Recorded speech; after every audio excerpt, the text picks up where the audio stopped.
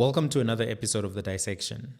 President Cyril Ramaphosa has announced the closure of Spaza shops implicated in the deaths of children. These are part of the measures that the South African government will take to deal with the food poisoning crisis in the townships of South Africa. Specifically, this is what he said about the interventions that they're going to take. The following measures will be implemented with immediate effect. To get hazardous pesticides off the street, we now have directed that the Spaza shops, which have been implicated in the deaths of children, must be closed with immediate effect.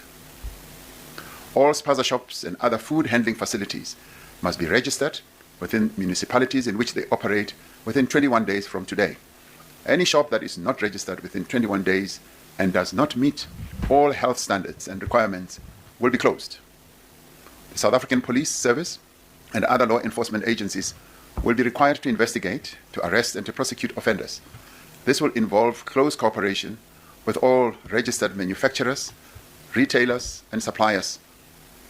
Integrated multidisciplinary inspection teams will undertake compliance inspections of food handling facilities, manufacturers, distributors, wholesale, and retailers. This will include Spaza shops as well as general dealers. Non-compliant businesses and shops linked to any poisoning incidents or found to unlawfully stock hazardous chemicals will be shut down and the law will take its course. A massive campaign of door-to-door inspection of all Spaza shops, tuck shops, and other informal traders will be undertaken, starting with Gauteng and KwaZulu-Natal.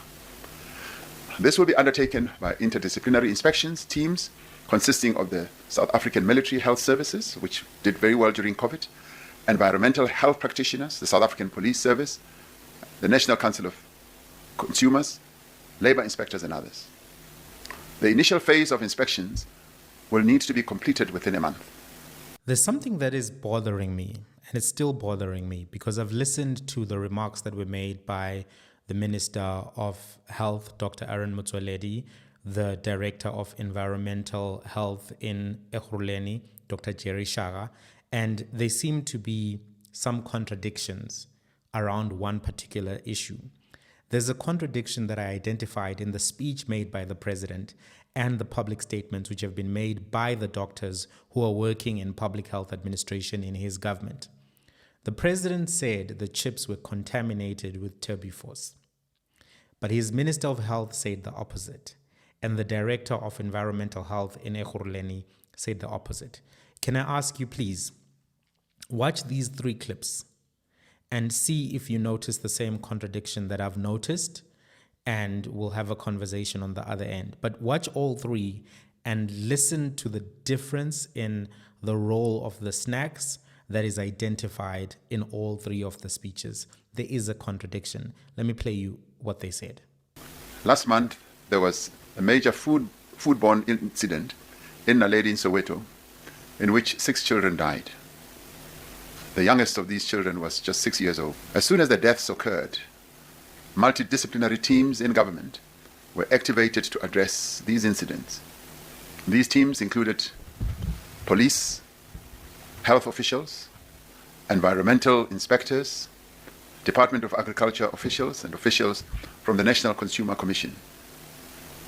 This is what we now know. The National Institute of Communicable Diseases was requested to conduct scientific tests and established that the deaths of the 6 children in Naledi, Soweto, can be directly attributed to a highly hazardous chemical used as a pesticide known as tuberphos. Tuberphos can have serious health effects, even at low levels of exposure. Samples were taken from 84 Spaza shops in Naledi. Of these, 3 had evidence of tuberphos, this chemical. After stringent testing, a chip packet found on one of the children who had died had traces of tuberphos on both the inside and the outside of the packet. Tuberphos, tuberphos. All the 6 children died of tuberphos ingestion. Sometimes last week, there was a statement that indicated carbamates as the cause of death. This was from post-mortem observations, just observations.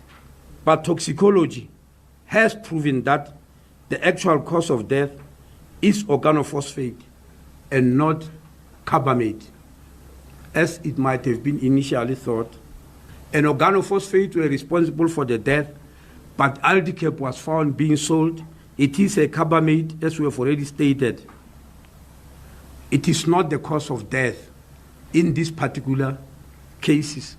If it has caused death before, we are not yet aware of that, but it wasn't.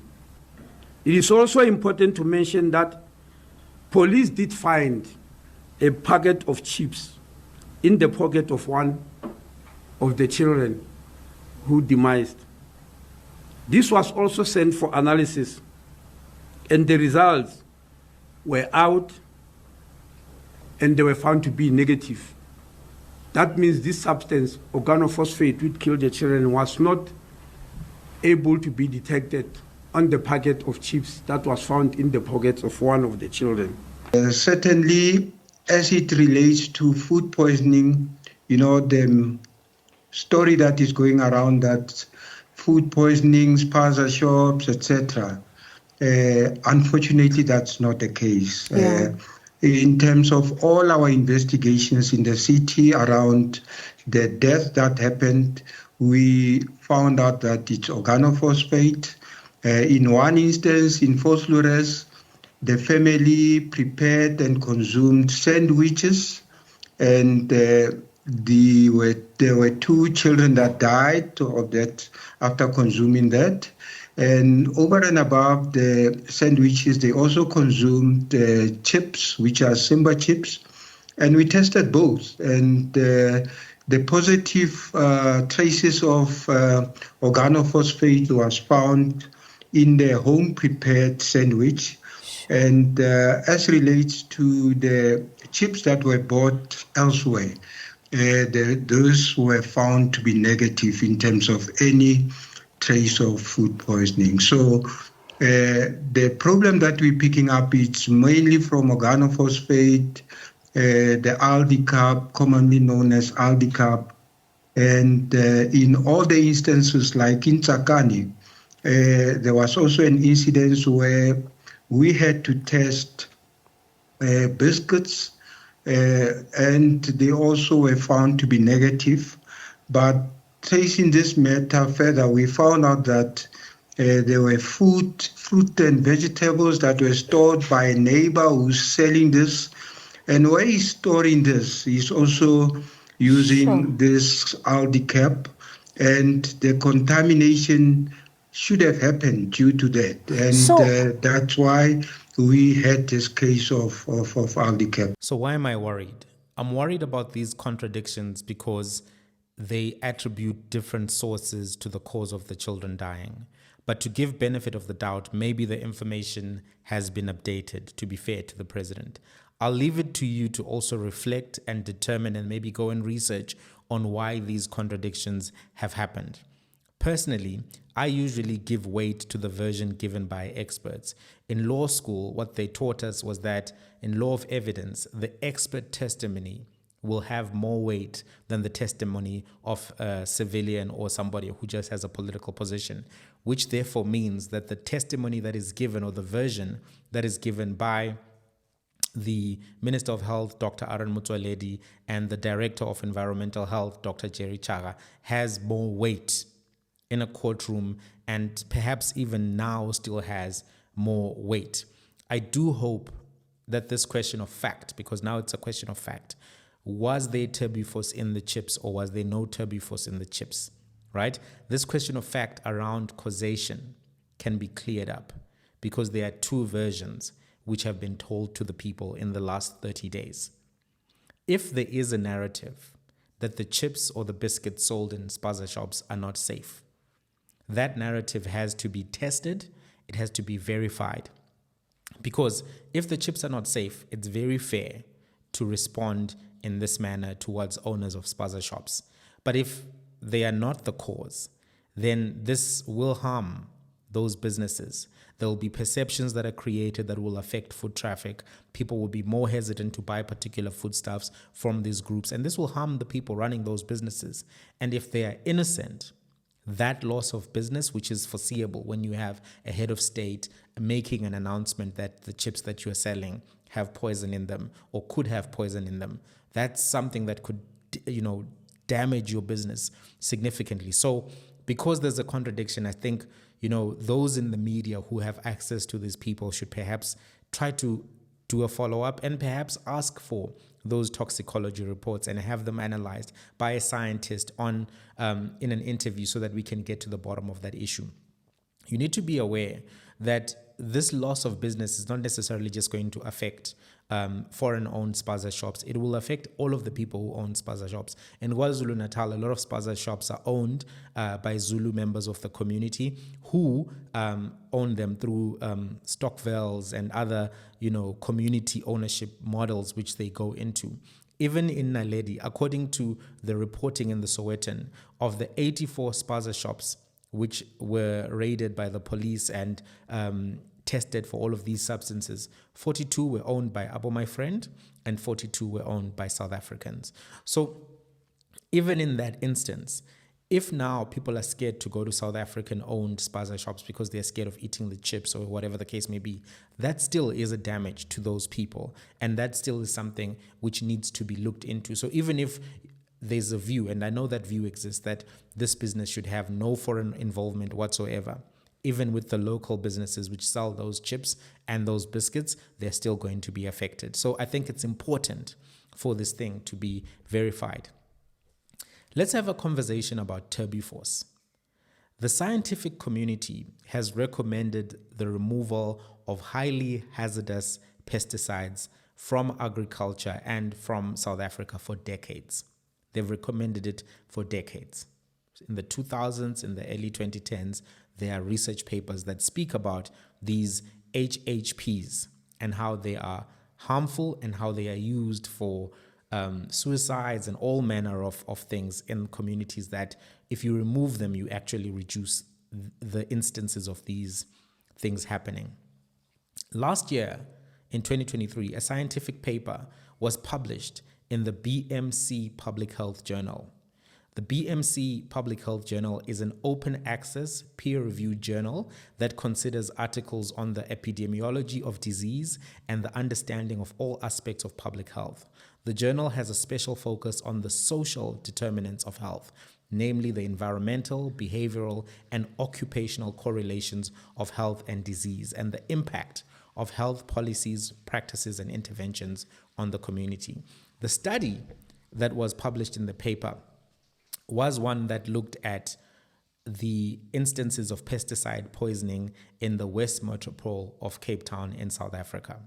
And it was specifically looking at pediatric deaths, the deaths of people who were under the age of 18. And the aim of the study was to profile pediatric deaths due to acute pesticide poisoning in the West Metropole of South Africa, of Cape Town, South Africa, to identify whether the active ingredients were highly hazardous pesticides according to the Food and Agriculture Organization of the United Nations and the World Health Organization. The methodology that was used in this particular study included a retrospective and descriptive analysis of forensic post-mortem records from 2010 to 2019. So it's a significantly long period of time to identify cases of pediatric deaths and to do so specifically in the aforementioned area, which is the West Metropole of Cape Town, involving, they specifically looked at one mortuary, the Salt River Mortuary. The Salt River Mortuary is 1 out of 16 mortuaries in the Western Cape Province. The study captured demographic, circumstantial, autopsy, and toxicological information. Here's what they observed. In total, there were 54 pediatric pesticides deaths that were identified, including 22 males and 33 females. And these were out of 5,181 pediatric unnatural deaths admitted over that 10-year period. The median age of the deaths was 8.3 years, with the majority being under 5 years and a second large group being between the ages of 15 and 18. Right, so 42.6% of the deaths which occurred were under the age of 5. The children died from exposure to organophosphates. And exposure, remember, can be skin contact, inhalation, or ingestion. These were accidental deaths. 40.7% of the deaths were between 15 and 18 years of age. Unfortunately, these particular deaths were not accidental. They were instances where teenagers who were going through mental health issues chose to end their lives and committed suicide using these readily accessible poisons. All of the incidents occurred in the peri-urban areas of Cape Town, with most individuals being admitted to the hospital, about 88.9%, for a median survival time of 4.8 hours. A peri-urban area is a non-urban area that surrounds a city or town and is characterized by a mix of land uses, rapid population growth, and fragmented governance. It's basically either a township or an informal settlement. The toxicological analysis was requested in 50 cases out of the 52, which represents 92.6%. And organophosphate pesticides were identified as the cause of death in 33 of the 50 cases, representing 66% of the cases. So we know from this study that was conducted in the Western Metropole of Cape Town, looking at pediatric deaths caused by pesticide poisoning, looking at the data from the Salt River mortuary, which is 1 out of 16 of the mortuaries in the Western Cape, that 33 out of 50 deaths were caused by organophosphates, or 66% of the deaths were caused by organophosphates in a 10-year period. So this shows that these organophosphates are a large problem, and they have been identified multiple times as a problem within communities. Now, the president said that the manufacturers of these organophosphates would be inspected and regulation around their distribution would be strengthened. This is what he had to say. All registered manufacturers of Turbophos will be inspected, that is their premises, to ensure that no products are diverted into non-agricultural markets. The supply chain process for distribution and sale of Turbophos will be investigated to ensure that controls are being adhered to and that there is accountability for who they sell to in the agricultural sector. Regulations and protocols on the traceability, repackaging and distribution and sale of pesticides, insecticides and foodstuffs will be strengthened. Now, I don't know if this will work. Because what has been recommended by the scientific community is a total ban of these organophosphates being used for agriculture, and a total ban would reduce the numbers. Let's be reflective and think about this robustly. As long as there's demand for these organophosphate poisons, there will be supply. And as long as people are making money, those products will find their way onto the streets. And I don't know if inspection is a good enough remedy in a country where there are issues with corruption and specifically bribery. Already, illicit substances such as all manner of drugs are freely available in many communities. Nyaupe, for instance, is a scourge in many communities. It's illegal, but it's available. People can get it. Yesterday, I heard a story about where 4 police officers who were attached to the Barberton police station are being accused of stealing 1.6 million from an alleged Zamazama paymaster. And this apparently happened on Thursday, the 14th of November. The officers, 3 men and 1 woman, raided a house which belonged to a man who is a paymaster for some of the Zamazamas. They searched the house and allegedly they found 1.8 million in the wardrobe. The paymaster was not at home. The cops arrested his son and they took him to the police station. They took the son to the police station. They locked the son up, and apparently they disappeared with the money without charging the son, without booking the confiscated money into the station, which is supposed to be the standard procedure. On their return, the police officers only produced an amount of 200,000, which they then alleged had been found at the paymaster's house. So the son opened a case of theft, and the 4 police officers were arrested and detained at the Nelspruit police station for theft and defeating the ends of justice. They appeared in court on Friday, the 15th of November, for their first appearance at the magistrate courts. This story that I just told you is an incredible story, but it indicates that there are issues within the policing service of corruption. There have been many people who've spoken about bribery and problems with bribery within the South African policing service. And many people have experienced that when they are caught speeding or when their cars are not compliant. The point that I'm trying to put across is that we should acknowledge that there are challenges with policing. So when you say organophosphates are the problem, organophosphates are killing children, will monitoring alone stop distribution to the streets if there are also problems with those who are supposed to be doing the monitoring, and if already there are observed phenomena in society indicating that monitoring alone is not sufficient? There's a lot of money that is in this side business of these manufacturers of organophosphate pesticide. Halifirimi, which is an organophosphate, can be found on the streets for 5 rands. They sell it at the taxi ranks. I've seen it there.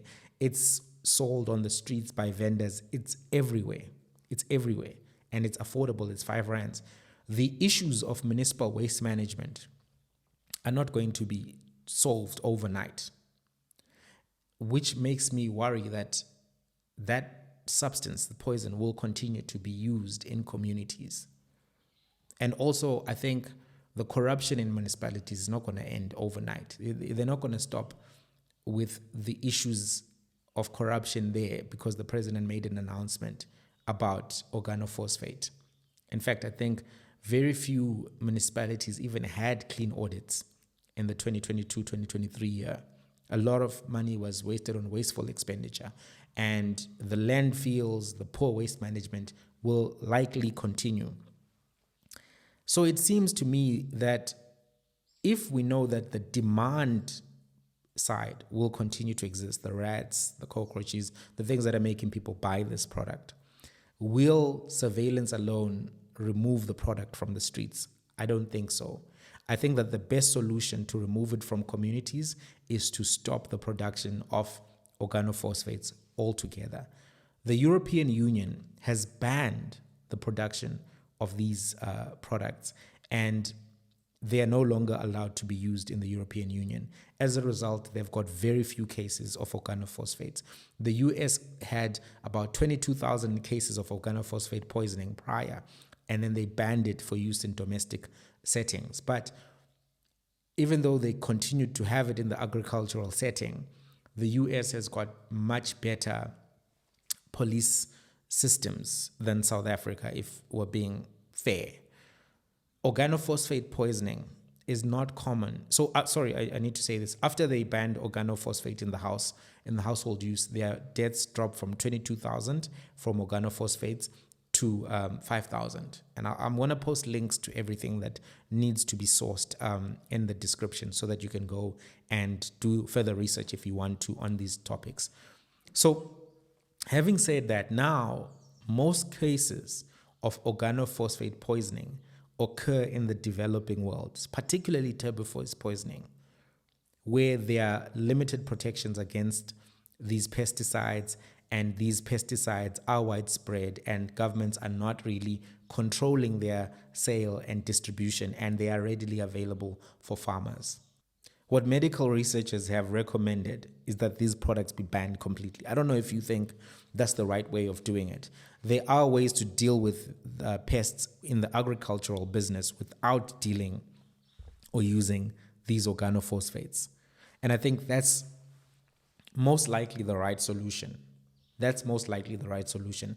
We heard from Dr. Jerry Chaga that the children who passed on had a meal prepared in their house, and the other ones bought fruit, or the fruit from next door was the cause that was also being sold. But it wasn't chips, it wasn't biscuits, it was because of this pesticide. Even if you do everything to make sure that the Spaza shop in and of itself is no longer a source of organophosphates or a site where there can be any organophosphate contamination. And remember, out of the 84 Spaza shops, even by the president's own version, 3 of them tested positive for organophosphates, which is less than 1%. So the issues are happening in the homes, and this is what the scientific studies have shown. If you allow for this substance to continue to be available, you haven't solved the problem of organophosphate poisoning and pediatric deaths in townships. That's my worry. So this issue, for me, seems as if it's in part aimed at solving the problem of organophosphates, but it's also in part aimed at dealing with the Spaza shops and general dealers as a market. I could be wrong. I wonder what you think about it. Let's have a conversation in the comments. But I do want us to talk about the 200 billion rand market and the battle for that market. There's a battle for the control of the sale of fast-moving consumer goods in South Africa. Companies are involved, politicians are involved, the media is involved. There's a lot of contestation for that space. Fast-moving consumer goods are products that sell quickly at relatively low cost. They have a short shelf life because of high consumer demand. They include soft drinks, confections, and they are the products that are being discussed here in terms of their sale by Spaza shops, general dealers, supermarkets, you name it. The food and grocery sector, right, in South Africa is a large sector, and it comprises a modern formal sector and a large informal sector. According to Pick n Pay's 2023 Integrated Annual Report, the size of the total market in 2023 was 1 trillion rands. The total market, 1 trillion rands. According to the same Pick n Pay Integrated Annual Report, the 4 large retailers, Pick n Pay, Shoprite, Spar, and Woolworths, account for about 60% of formal sales in the grocery market. 60% is considered of the market is considered formal, 40% is informal.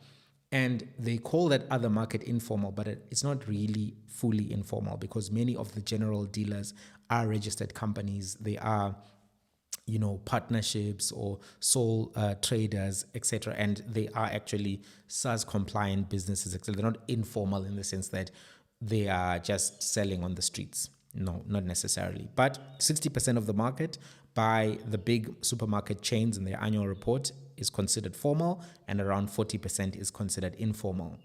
A 2016 report by Consumer Behavior Monitor, Nielsen South Africa, found that the informal or the independent retail trade sector had 46 billion rands in annual sales, with more than 9 million households shopping in those traditional trade stores. Traditional trade stores are brick and mortar outlets with a fixed location.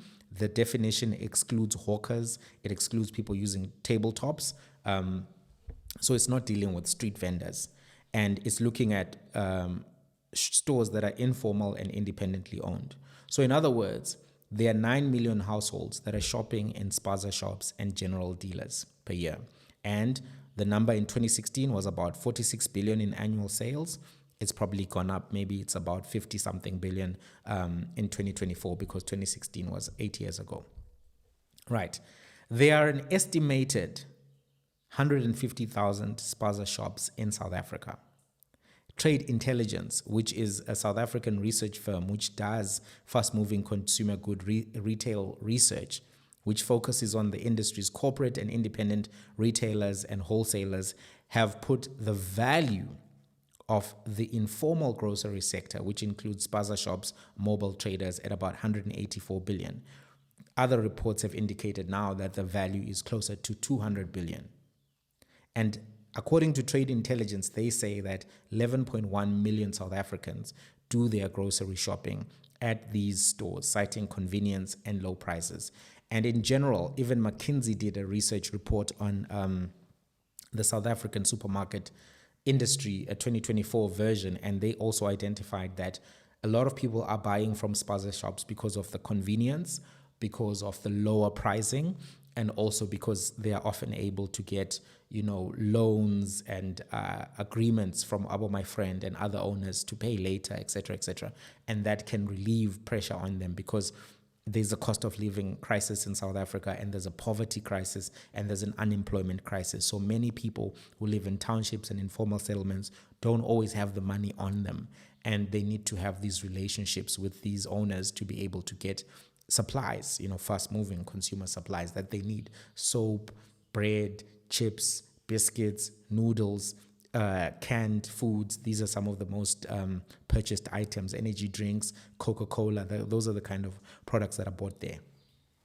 Why am I saying that there's a battle for this space? Why am I saying that? Firstly, because Pick n Pay has identified this market as one of its target markets. The reality in business is that you can't sell to people who are already buying from somewhere else. You have to find ways to eliminate competition. I'm not saying that's what they're doing or anything like that. I'm just pointing out that if there's one person already selling bread at a corner and you want to sell bread at the corner, unless you beat them on price, you have to find a way to remove them. These supermarkets have a benefit that they will get from a reduction in the number of Spaza shops in South Africa. Pick n Pay owns Boxer Supermarkets. Boxer Supermarket is a part of the Pick n Pay brand. It operates as Pick n Pay's budget brand. It was acquired by Pick n Pay in 2002. In the last annual report that Pick n Pay reported on, Boxer represented 31% of the group's turnover. According to Pick n Pay, Boxer's return on investment capital exceeded 20% in the 2023 financial year, which was well ahead of the returns of its listed food retail peers, where the return on invested capital measures tended to range from 9% to 13%. Boxer generated 31 billion rands worth of sales in South Africa in the 2023 financial year. Furthermore, at just 279 supermarkets, Boxer is, according to Pick n Pay's annual report, significantly underpenetrated compared to its peers and to its long-term potential. Pick n Pay has a strategy which is known as the Ukuseni strategy. The Ukuseni strategy aims to double Boxer's sales and store footprint between the years of 2022 and 2026. And they say that this will realize Boxer's full opportunity. And to achieve the goal of doubling sales, the group has actually doubled how much capital they've allocated to Boxer supermarkets. And in 2023, they allocated 1.3 billion and opened 60 new stores. So you can see, Boxer planned to open 75 new stores in the financial year of 2024, equating to an 18% year-on-year expansion of the estate. What Pick n Pay says is that Boxer's compelling customer value proposition, its discounter format, and low-cost operating model provide it with sustainable competitive advantage within its market segment. In addition to these announcements, Pick n Pay has announced that it plans to publicly list the Boxer brand, indicating its strategic importance to the group's overall performance amid financial challenges faced by Pick n Pay itself. The move aims to leverage Boxer's success and growth potential while addressing liquidity issues within the parent company. In other words, Pick n Pay has been making losses. Boxer has been making profits. Pick n Pay now wants to list Boxer as a standalone entity to raise money to deal with the challenges that they're facing within Pick n Pay proper. And we're talking about billions here. These are billion rand plays. So that's what's happening with Boxer supermarkets. Shoprite is also very keen to expand into the townships with Usave Ekasi.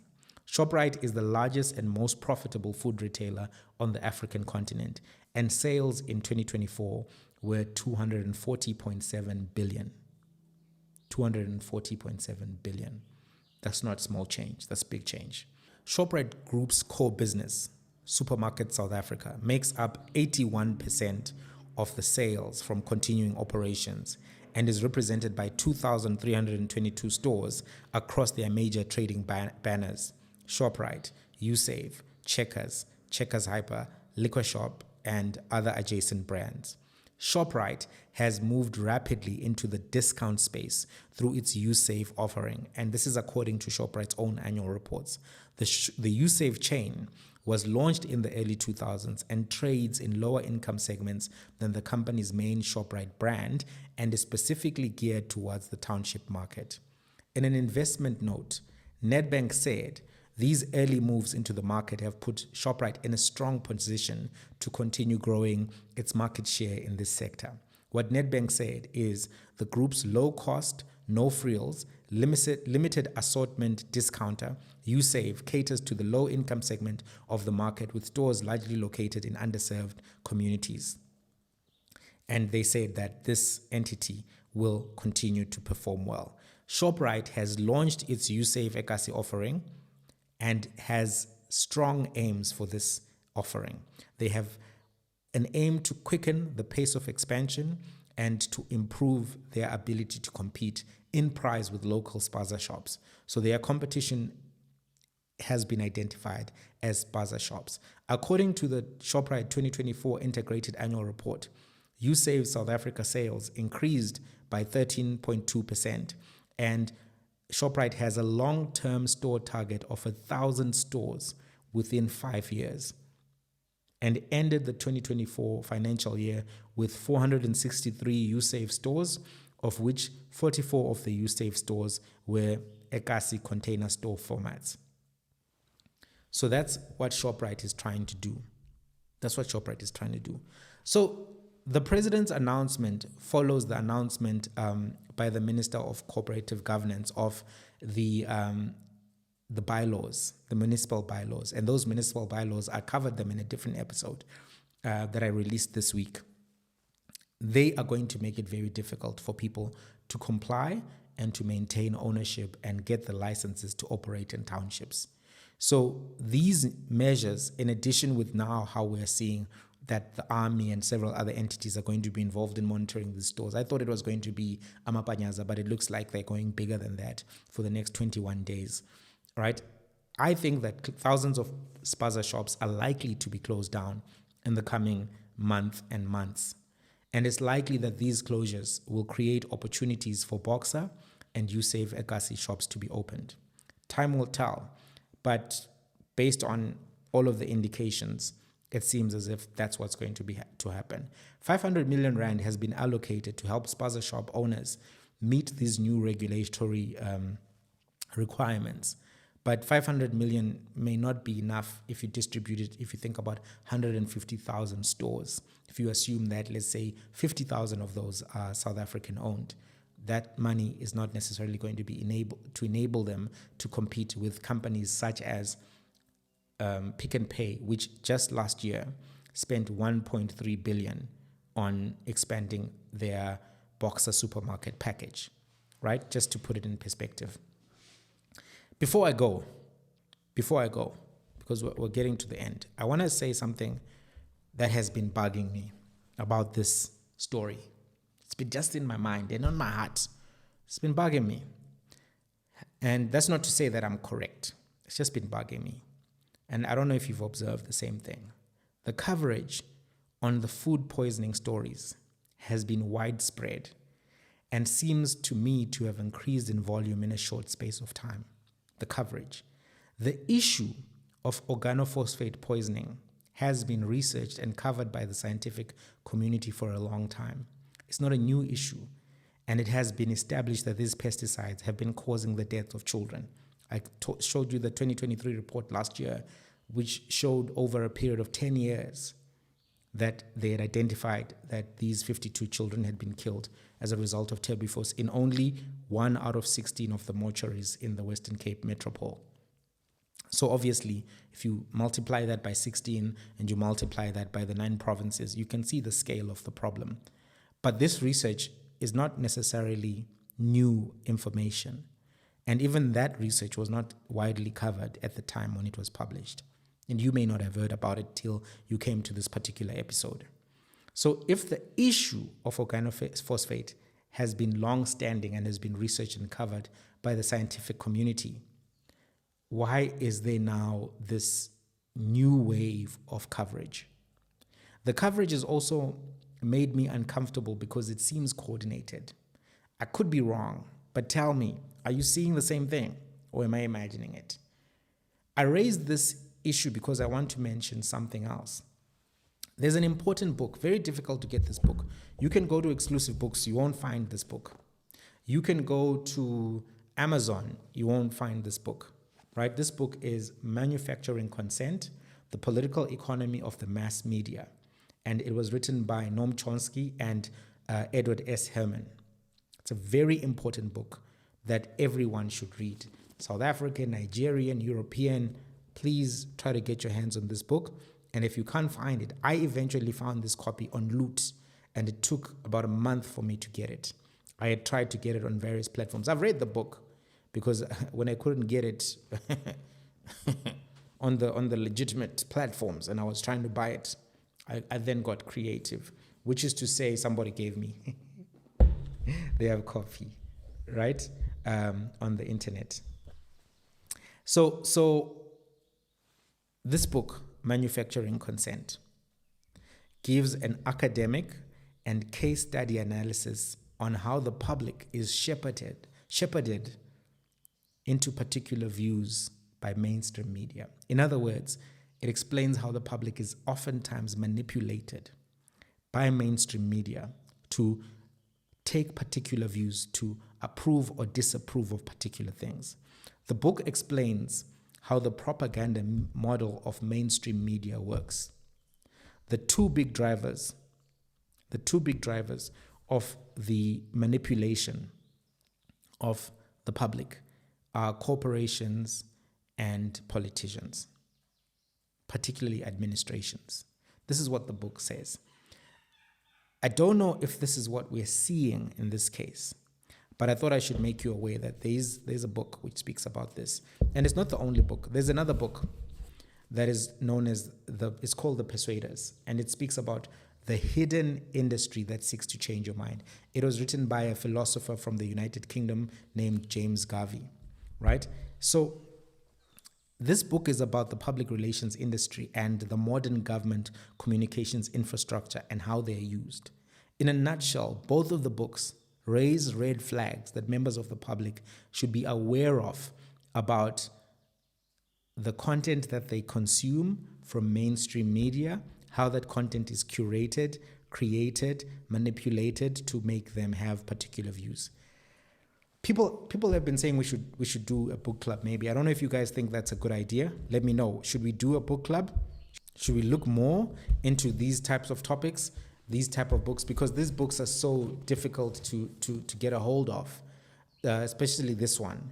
So if we do a book club, we can perhaps cover the content, spread the knowledge, and get into a position where we have more tools of analysis to protect ourselves from the agendas of the powerful, be they corporate power or political power, to take us into positions, spaces, and places that we don't particularly benefit from or want.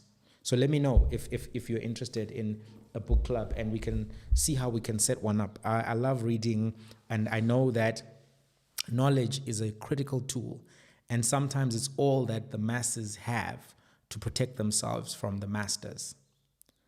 You know, when you know more, you do better. The Bible says, and I'm not a preacher, I'm not preaching to you, that my people perish for a lack of knowledge. So when I read that scripture, I was like, oh, so I must get knowledge. I don't want to perish. Let me get some knowledge. Let me get some education. And I think we need to do that because the world is getting more and more complex. The incentives and the agenda of the powerful, the rich, the political are not always the same as ours. So just let me know. Guys, this is where I'm at with the story right now. I have concerns. I'll be observing how the developments play out. And I've still got some concerns about the earlier contradictions, whether or not the problem of Turbiforce availability and access will be solved, and what impact all of this will have on the Spaza shop economy. I think these things are interrelated, but we'll see how it all plays out. Let's have a conversation in the comments. Till the next one.